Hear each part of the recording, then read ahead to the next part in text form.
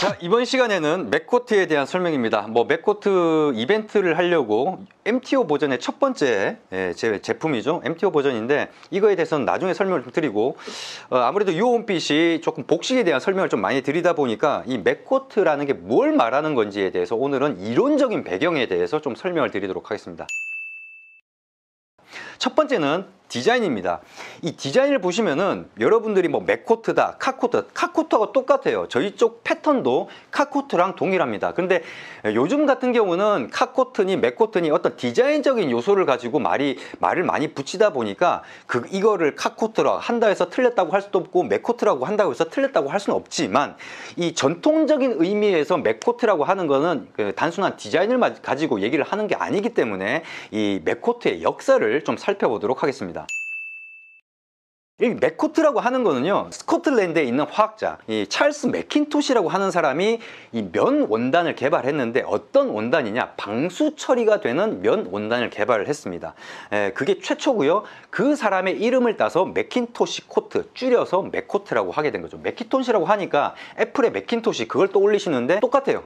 철자도 똑같습니다. 사람 이름하고 철자는 똑같아요. 그래서 맥코트라고 한다면은, 전통적인 의미에서 맥코트라고 한다면은 방수 처리가 돼야 된다. 그럼 도대체 어떤 원리로 방수 처리가 됐느냐? 쉽게 얘기하면 이런 겁니다.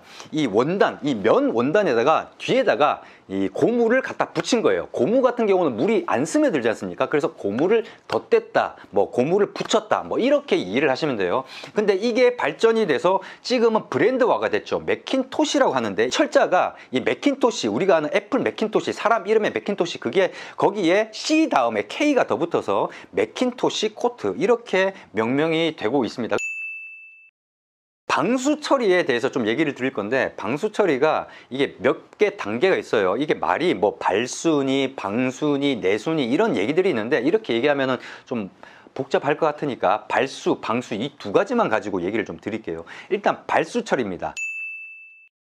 워터 리펠런트라고 부르는 건데, 이 발수라고 하는 건 뭐냐면은 뜻은 그래요. 물이 스며들지 못하게 한다라는 건데, 하지만 이게 어느 정도 한계에 넘어서면 적기 되는 거죠. 그래서 방수 처리의 가장 첫 번째 단계라고 생각을 하시면 되고, 이 발수 처리라고 하는 거는요, 이 별거 없습니다. 한 두어 가지 방법이 있는데, 한 가지 방법, 대표적인 한 가지 방법을 얘기를 드리면은, 면 원단 겉표면에 발수 처리제, 그러니까 화학용품이죠. 그걸 이렇게 도포를 하면은 이제 표면 처리에 화학 처리를 함으로써 이제 물이 스며들지 않게끔, 어느 정도는 스며들지 않게끔 처리를 하는 그런 식으로 처리를 하게 됩니다. 화학 처리를 가미했다는 거죠.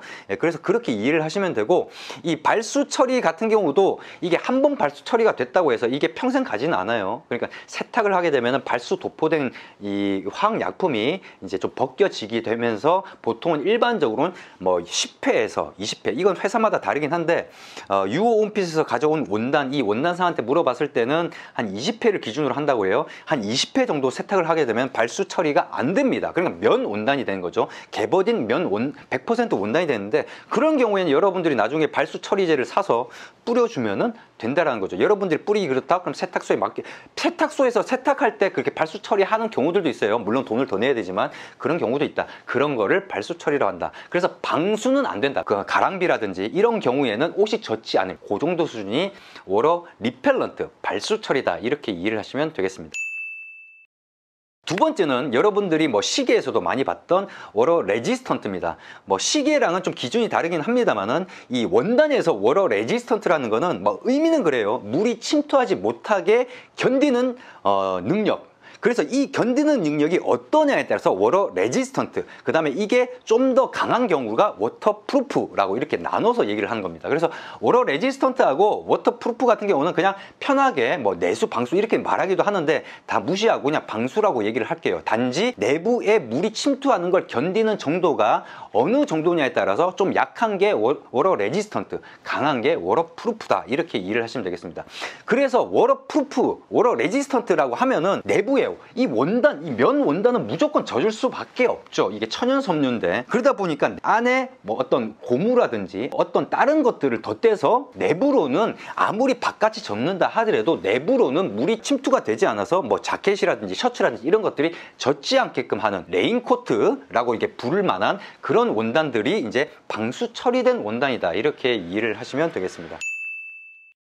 자, 아까 제가 이제 워러 레지스턴트를 설명할 때 시계랑은 좀 기준이 다르다고 했는데, 시계를 보면 우리가 어떻습니까? 100m 뭐 워러 레지스턴트, 뭐 50m 방수다, 뭐 이렇게 얘기를 하지 않습니까? 근데 그거는 원단 입장에서 보면은 워러 레지스턴트가 아니라 워러 프루프가 돼요. 더 프루프라고 해야 되는데, 시계라든지 안 그러면 이제 디지털 기기에 붙는 거는 기준이 좀 달라요. 원단에서와 보다도 훨씬 더 엄격합니다. 시계라든지 디지털 기기에 적용되는 워터프루프라고 하는 거는 잠수함급 정도 돼야지 워터프루프고요.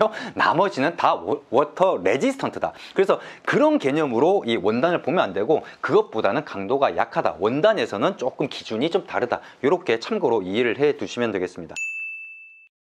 자, 그래서 정리를 하자면은 맥코트라고 하면은 뭐가 돼야지 맥코트다? 방수 처리가 어느 정도 들어가야지 맥코트라고 할 수 있다 라는 거고요. 그래서 유오온핏 MTO 버전에서 맥코트 같은 경우는 대부분 기본이 발수 처리가 되는 원단들부터 시작을 해서 구성을 했다, 이렇게 이해를 하시면 되겠습니다. 일단 맥코트의 역사부터 이제 발수나 방수 처리에 대해서 얘기를 드렸는데, 그런 개념을 가지고 보시다 보면은 기성복이라든지 안 그러면 유오온핏의 어떤 그 원단들이 어떤 식으로 나눠져 있는지를 조금 더 쉽게 명확하게 이해할 수 있지 않을까 싶습니다. 이번 영상은 여기까지입니다.